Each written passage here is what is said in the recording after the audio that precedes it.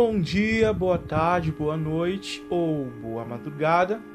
Esse é o Pronista Responde, é um quadro que eu vou falar sobre alguns podcasts em relação à minha discografia de músicas, em relação a algumas perguntas que os internautas fazem pela internet, por e-mail ou até offline mesmo. E meu nome é Igor Joshua, eu sou cantor, compositor, produtor musical e de vídeo, músico, musicólogo, musicista, instrumentista, engenheiro de produção, técnico de edificações e especialista em educação básica e superior.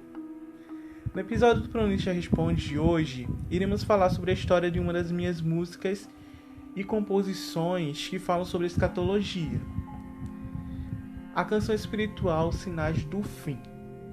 Essa é a música que é a faixa 4 do álbum e é a última música do EP Equilíbrio, que fala justamente sobre o final dos tempos.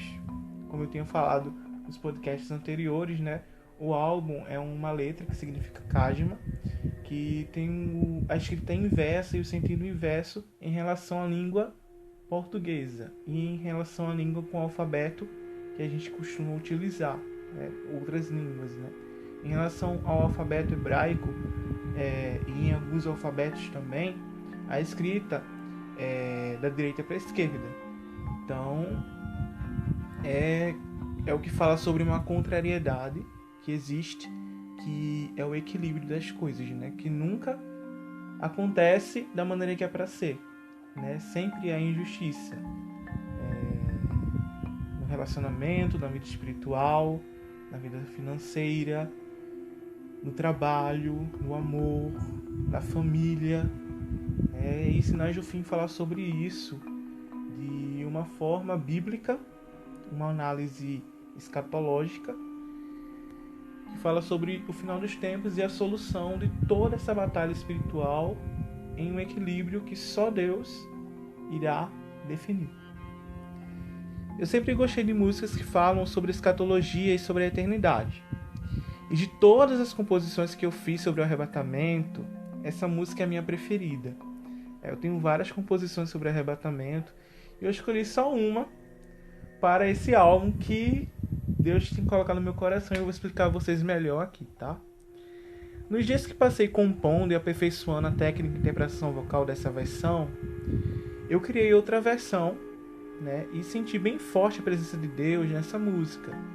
E com muito entusiasmo eu tinha feito a primeira versão com os arranjos específicos da música, que seria a versão que eu queria fazer mesmo, mas Deus só me deu condições de fazer a versão acústica, assim como as outras músicas, Isso influenciou a escolha das músicas do álbum. Fiz essa música pois fica mais fácil para ensinar em estudos e em ministração de palavras sobre o assunto, até porque o significado teológico é extenso. Muita gente pergunta e costuma perguntar sobre isso, até quando eu ministrava ou dava estudos sobre esse assunto. Um dos meus colegas, em uma conversa aqui em casa, deixou eu cantar uma de minhas músicas, uma de minhas canções. E quando eu cantei essa, ele tinha gostado. Serviu até como uma amostra, até porque ele era cantor também e queria gravar na época. Isso faz muito tempo já. E ele disse que se Deus permitisse, ele queria uma das minhas composições. Então foi legal por causa disso. Eu mostrei essa, mas eu guardei pra mim.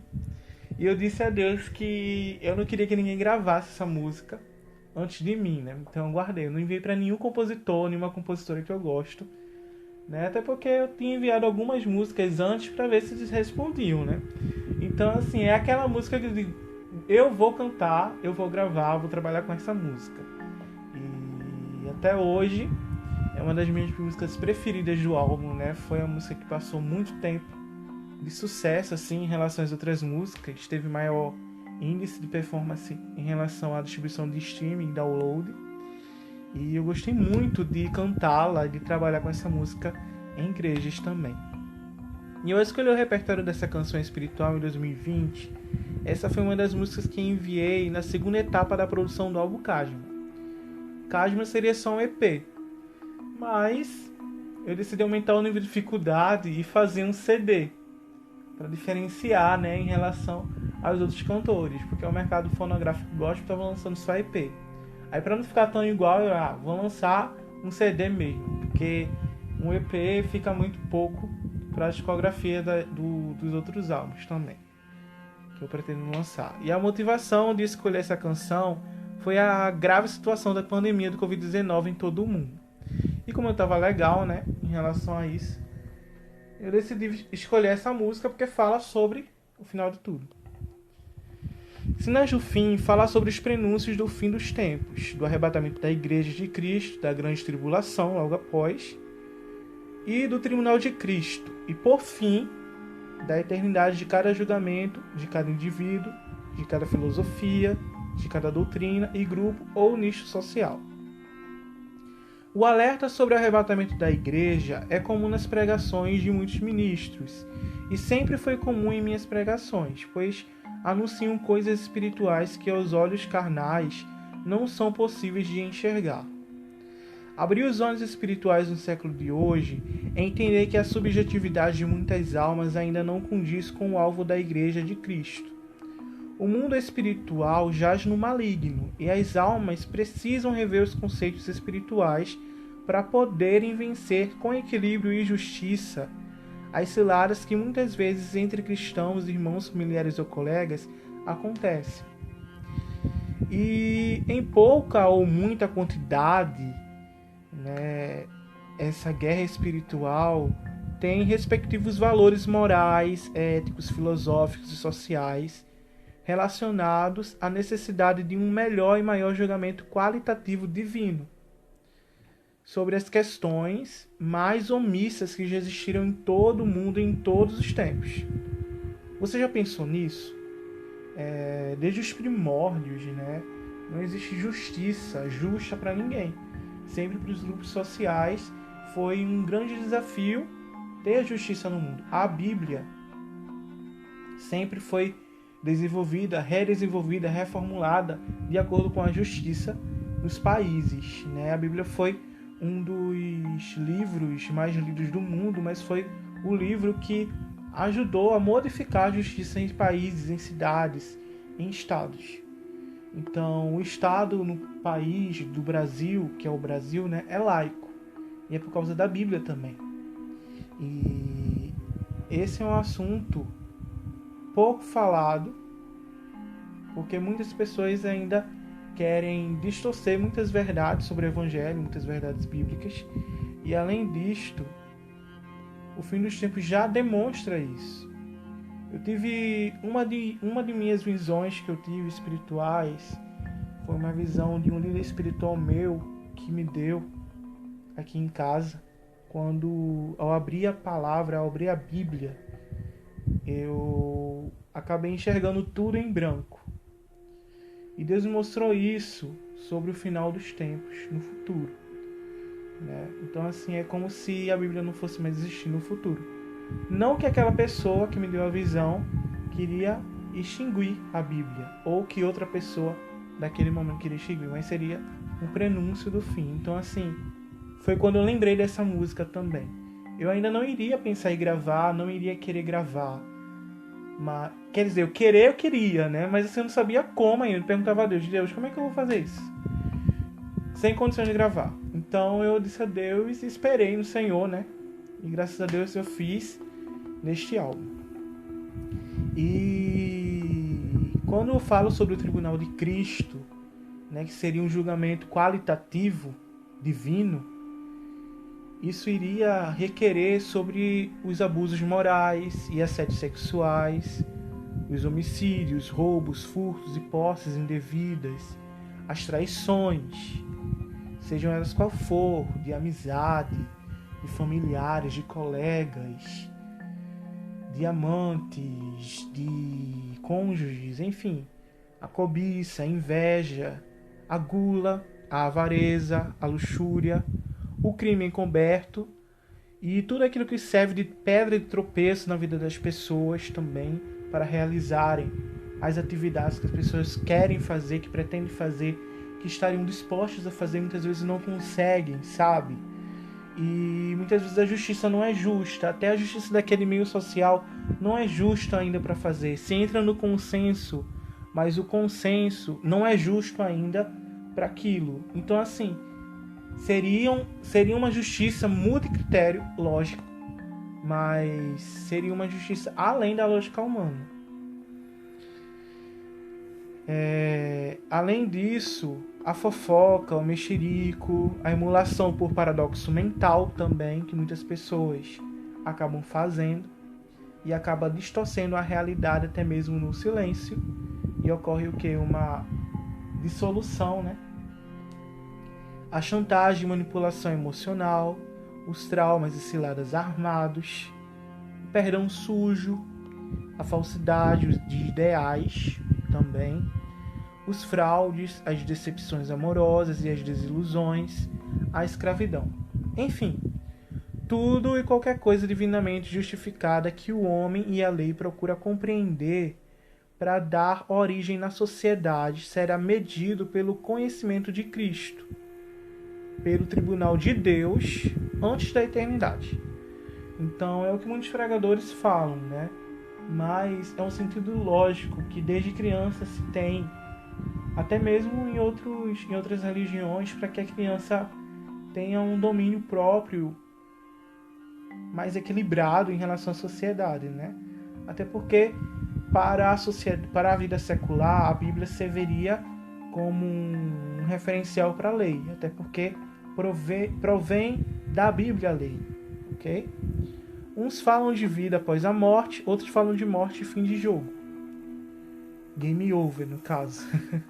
Para muitos teólogos que omitem ou escondem algumas verdades fora da Bíblia e que não são antibíblicas, um dos exemplos raros registrados é a inserção da cultura hindu, por exemplo, na religião que Cristo fundou.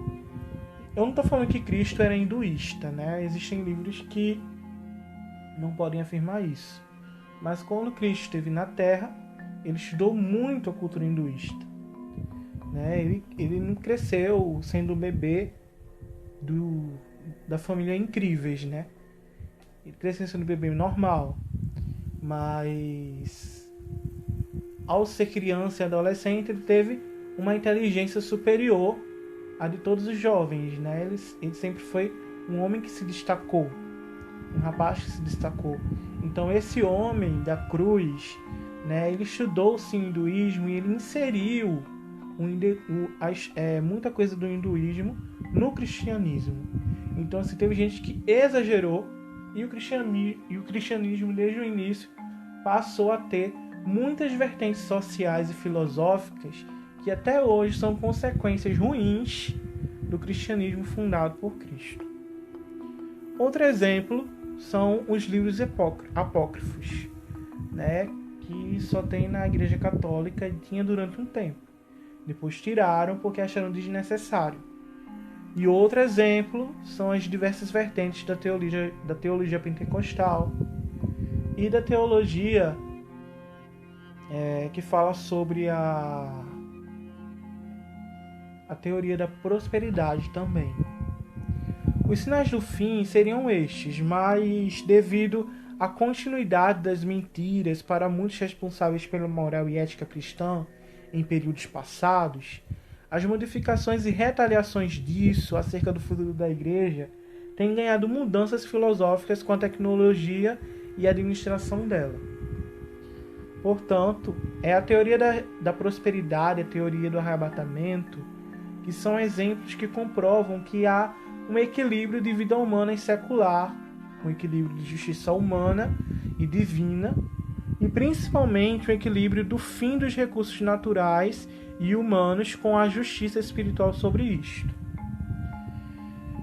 Então, assim, seria proporcional em relação a essas duas vertentes da teoria da prosperidade. Existem livros que falam sobre a teoria da prosperidade e a teoria do arrebatamento, juntos, e dão uma análise heurística, homilética, né, em relação a essas duas teorias de forma unida, não de forma separada. Porque quando se vê de forma separada essas duas teorias, existe muita controvérsia para que elas não se fundam e seja uma teoria só ou um estudo só. Ok? Então, sentido final do julgamento espiritual disto, ainda não é em totalidade o que muitos cristãos julgam em pastores e líderes do Evangelho com suas hipocrisias. Contudo, está mais relacionada à conduta humana antiética de não cristão e até mesmo cristãos nos dois sentidos, porque tem cristão que não é tão cristão assim e que é antiético, e tem cristão que é cristão mesmo, né? E mesmo assim, ele é considerado antiético. Tanto a má administração dos recursos naturais modificados, quanto na displicência em dar ou não dar ouvidos ao verdadeiro Espírito que pode fornecer meios para soluções na vida secular. Porém, dentre o arrebatamento espiritual e o arrebatamento físico, o fim do mundo e o fim da vida são coisas que a ciência e a religião não podem afirmar. E a prova disso é a consideração da hipótese nula como assertiva sobre as outras necessidades psicológicas e éticas de crença e fé. Ok?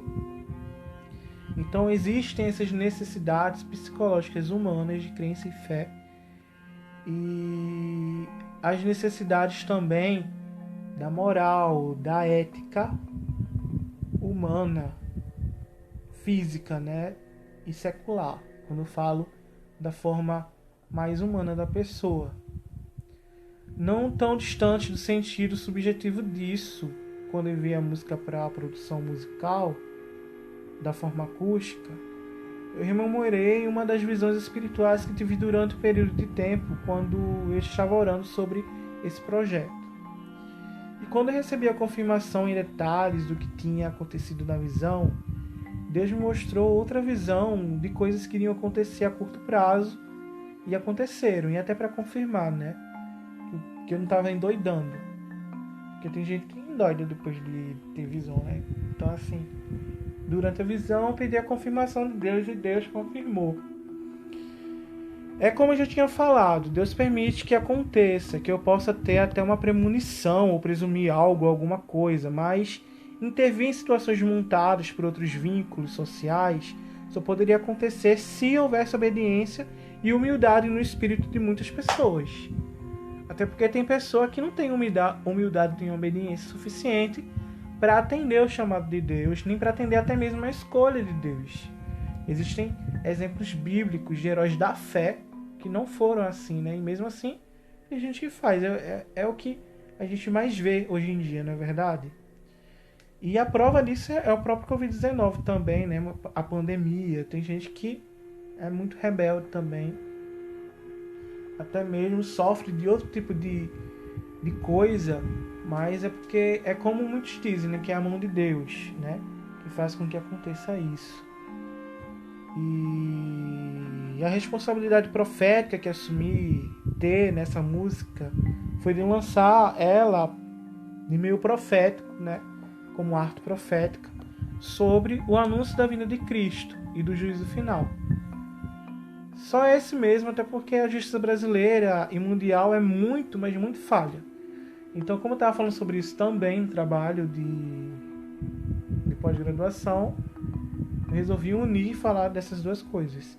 Então, quando eu ensaiei e gravei a versão acústica dessa música, senti essa responsabilidade de ministrar essa canção aos vossos corações, principalmente por causa desse grande sinal do fim que foi a pandemia de 2020. E foi quando eu rememorei, né, tudo isso que eu tinha falado para vocês, as visões que eu tive, que foi a confirmação para eu colocar essa música. E a confirmação do sucesso da música foi o Spotify, na primeira semana do lançamento, ter colocado essa música em destaque. Né? Eu não sei quem foi, eu gostaria de saber até quem foi que fez isso, né? Eu queria agradecer.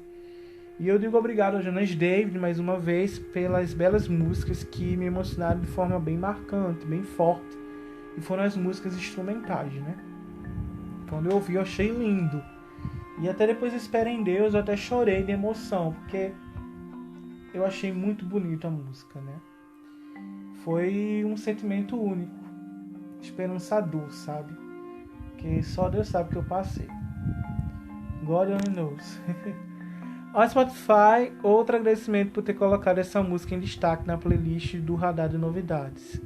Vocês foram muito importantes, mas muito importantes na história dessa canção, tá?